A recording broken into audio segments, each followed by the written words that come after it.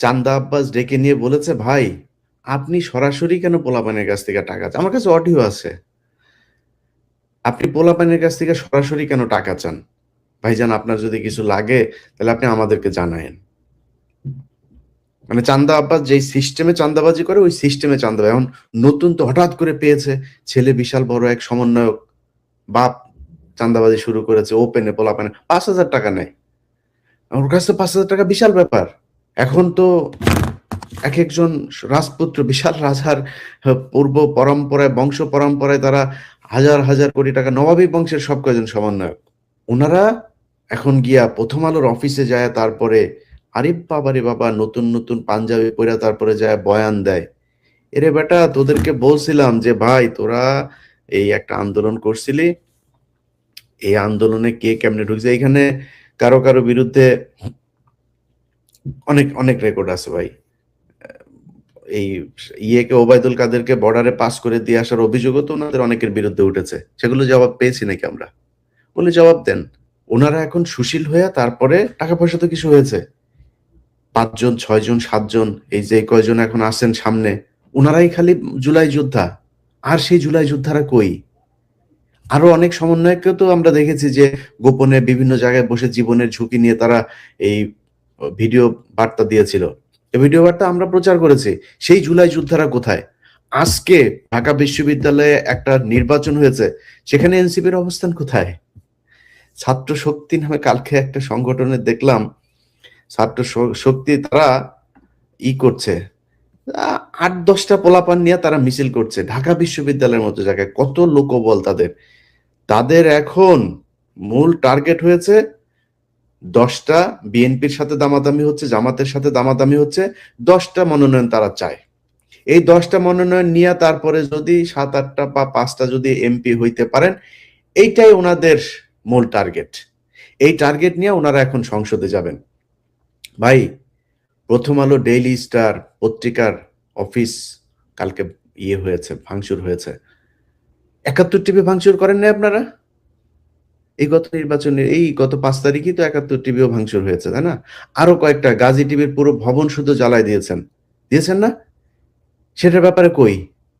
সেটা তো বিচার হওয়া দরকার। তাইলে এদের সবার বিচার বিচার করেন। ডক্টর ইউনূস আজকে যে চেয়ারে বসেছে, সংবিধানের কোন পৃষ্ঠার মধ্যে লেখা আছে যে নির্বাচন ছাড়া কোনো রাজনৈতিক দল বাংলাদেশে ক্ষমতায় আসতে পারে? দেখান আমার এটা, কোন কোন কত অনুচ্ছেদে কোন জায়গায় আছে? মিনিমাম একটা দেখান, একদম ফুল স্টপ করে দেওয়া হয়েছে। তাইলে আপনি এখন এই ষোড়শ সংশোধনী টংশোধনী এগুলি সব আপনি কি করবেন? ঠিক করেছেন? সংবিধান বাতিল করেছেন? সেটাও তো করেন নাই। আপনারা হয়েছে, সালাউদ্দিন কাদের চৌধুরী একটা সুন্দর করে কথা বলতো, ওই যে সোনাটা লাল করে দেওয়া হয়েছে। সোনা ঠিক আছে, কিন্তু খালি লাল নামটা যুক্ত করে সোনাটারে লাল করে দেওয়া আছে। সোনা মিয়া এখন লাল মিয়া, আর মিয়া টিয়া সবকিছু আগের মতোই আছে। খালি জিনিসটা দেন। এই সালাউদ্দিন চৌধুরী এই যে এই ষোড়শ সংশোধনী নিয়ে এই কথাগুলো খুব ব্যঙ্গ করে বলেছিল। বিচারপতিদের রিটায়ার্ড বিচারপতিদের সুযোগ সুবিধা যা ছিল সেটাই থাকবে, এমপিদের যে গাড়ি আনা যাবে সেটাও থাকবে, সবই থাকবে, সবকিছু ঠিকঠাক মতো চলবে, খালি সোনাটারে লাল করে দেওয়া হয়েছে। এখন এই এখনকার যে এনসিপি আর ইউনূস সরকার, ওনাদের অবস্থাটা হয়েছে তাই। ওনারা সোনাটা খালি লাল চান, আর সবকিছু মিয়া টিয়া সব আগের মতোই চান। কিভাবে চান দেখেন।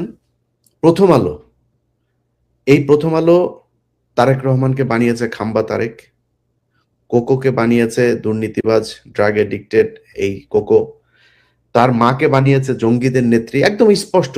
আপনারা আমার যে পেজে এখন দেখছেন, আমার যে পেজটাতে এখন লাইভটা দেখছেন, এই পেজের 1-2টা পোস্ট পেছনে যান, দেখেন আমি সবগুলো আমি খুঁজে খুঁজে খুঁজে খুঁজে প্রথম আলো যে কটা পেয়েছি সবকটা আপনাদেরকে দিয়েছি।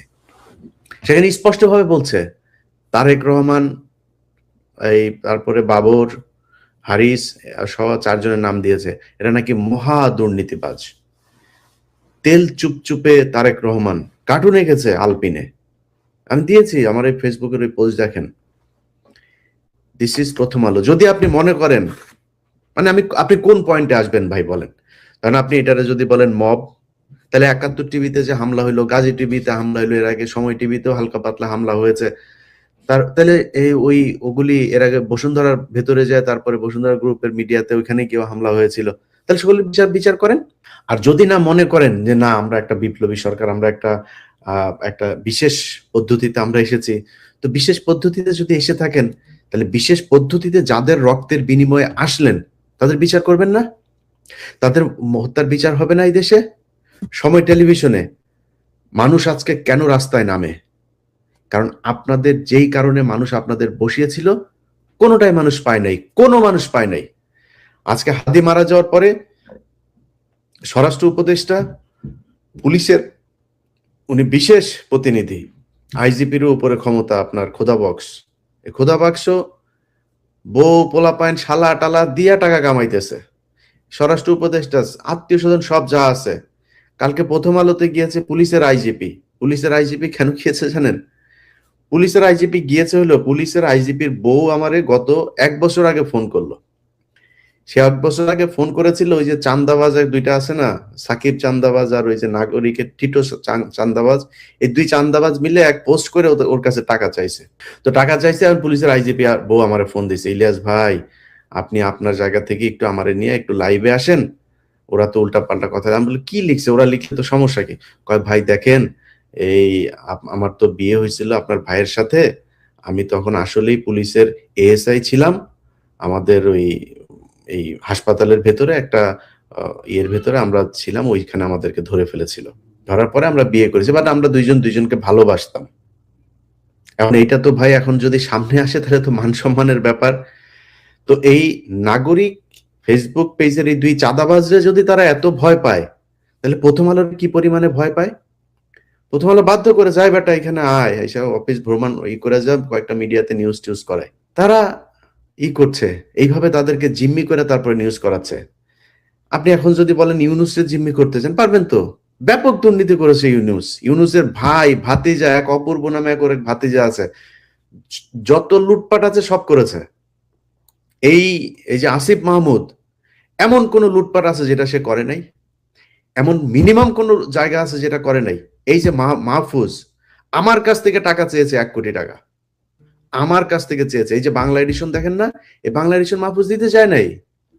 এটা এই এনসিপি ইউনুসের কোন নাই, জিম্মি করে নেওয়া হয়েছে। 1 কোটি টাকা চেয়েছে, তার পিয়নরে দিয়ে আমার লোকের কাছে টাকা চাইয়েছে। তারা জানেও, ওই পিয়ন জানেও না যে এটা কে, কার প্রতিষ্ঠান, এটা জানেও না। এই পিয়নরে বলেছে যে ভাই এই ব্যাপার, তখন পিয়ন বলছে যে ভাই স্যার তো এটার নিচে দিবে না। রেকর্ড আছে আমার কাছে, রেকর্ড আছে, অডিও রেকর্ড আছে। এইভাবে তারা করেছে। যখন কিনা টাকার এই রেকর্ড আমার কাছে আসলো, তখন আমি তারা জিম্মি করলাম যে এইটা দেন। প্রথম সার্জিস্টে পাঠাইলাম, হ্যাঁ, খুব বাজে ভাষায় একটা গালি দিয়ে তারপরে পাঠাইছিলাম। তো সাথে সাথে সার্জিস ফোন দিয়েছে, তারপরে আরেকটা কে ফোন দিয়েছে, 2-3 জন লাইনে এসে ভাই এটা ভাইয়ের, এটা তাড়াতাড়ি দেখতে হবে ভাই দেখেন, এবার দিয়েছে।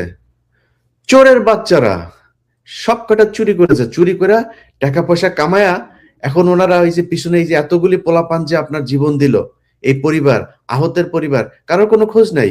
ওই কয়দিন আগে তারা করেছে আপনার এই যে মনোনয়ন করেছে, ফর্ম বিক্রি করেছে, এক একজনের কাছ থেকে 10,000 করে টাকা, বিশাল এক বাণিজ্য।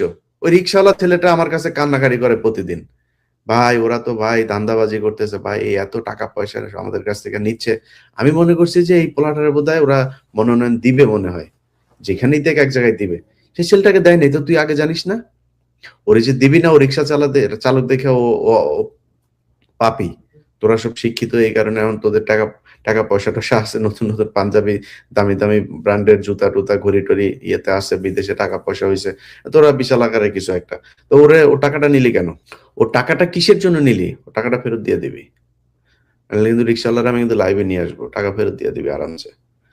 তো আমি আমি এদেরকে না কিচ্ছু বলি নাই এতদিন ধরে। আমি এদেরকে বলেছি যে ভাই আপনারা জুলাই যোদ্ধা ছিলেন, আপনাদেরকে সম্মান করি ভাই, কিছু কিছু জায়গায় একটু থেকেন। আরে ভাই তুই প্রথম আলোরে নিয়ে যখন কথা বলবি, প্রথম আলোর পক্ষে, প্রথম আলোর অফিসে গিয়া যখন ভাষণ দিবি, তুই আমার চ্যাটের বাল। এর আগে একবার আসিফরে মাফ করছি, আসিফ মাপ চাইছে যে ভাই এরকম আর জীবনে কোনোদিন হবে না, আমরা আর কখনোই ওইখানে যাব না। আসিফ নজরুল আমাকে নিয়ে গিয়েছিল, ব্যাস। এটা বলে মাফ করে দিলাম। আবার সে কালকে আবার ফের সে একই কাজ করেছে। তোদের মাফ করে দিব এখন? এখন মাফ করে দিব? তো ১ম আলোর বিষয়টা বলে আপনাদেরকে শেষ করি। সেটা হলো ২১শে আগস্টের গ্রেনেড হামলা। এই ১ম আলো নিউজ করেছে। আমার যে Facebook পেজে লাইভ চলছে সেখানে যান। গিয়া দেখেন সেই সেই ইয়ে আছে। এই ২১শে আগস্টের গ্রেনেড হামলায় এই যে আপনার আমার যে অনুসন্ধান যেটা দেখিয়েছিলাম এটা আপনারা একটু দেখেন। আমি কালকে আবার ওই ভিডিওটা আপলোড দিতে পারি। তো ওইখানে ওরা ১ম আলো কিভাবে জজ মিয়া নাটক সাজিয়ে সেই নাটক বিএনপির উপর চাপিয়ে দিয়েছে যে বিএনপি জজ মিয়া নাটক সাজিয়েছে। আমরা সেই জজ মিয়ার বক্তব্য নিয়েছি। জজ মিয়া বলেছে